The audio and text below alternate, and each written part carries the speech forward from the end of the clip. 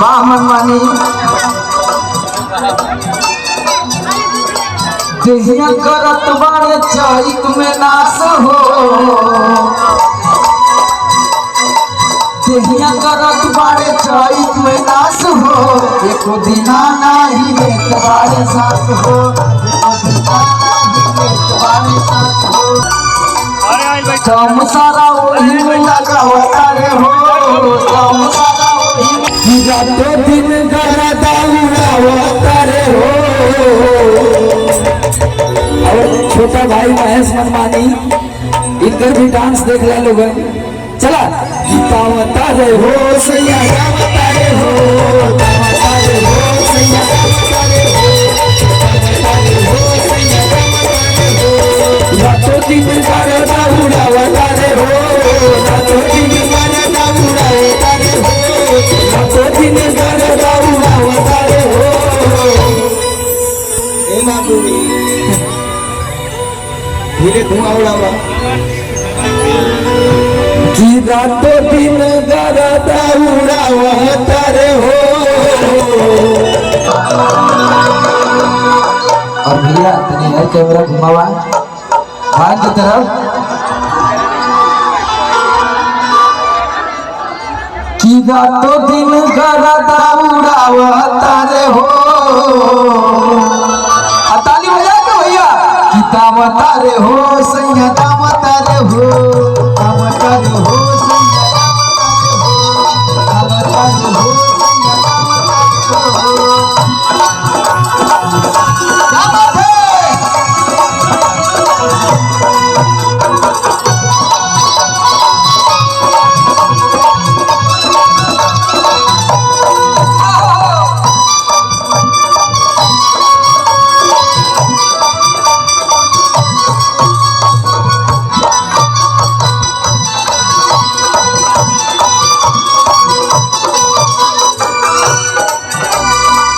बामन मानी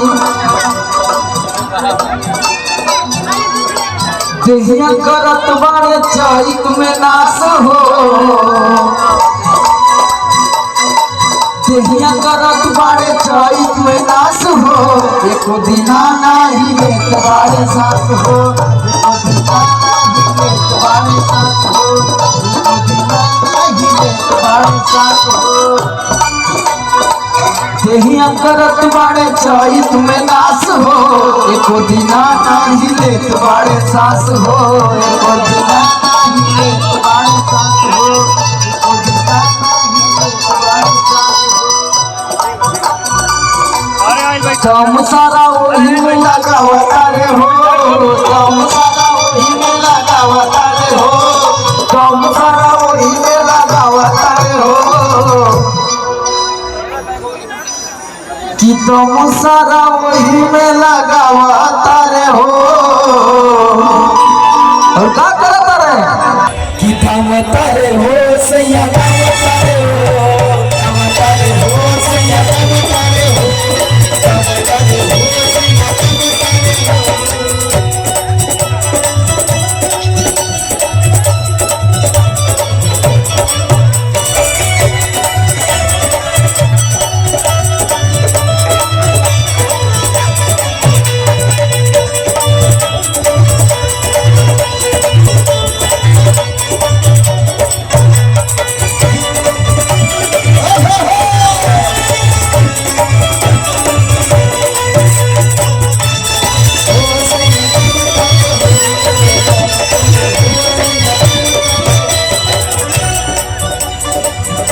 मेरा कहतिया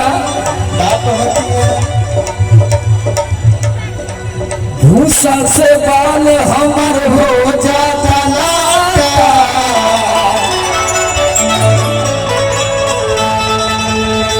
अब जब मेहरारू मुंबई रहे वाली उसे गाँव में भूसा ढोई बात तो कैसे लगी भैया? हाँ जब मुस्कनवा ब्यूटी पार्लर में जाके दिन भर में 2 बार फेशियल करावे ओके भूसा ढोई बा तो कह दे रही ना न रही।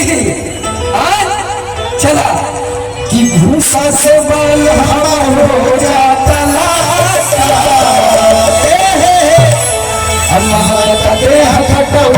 सेवा का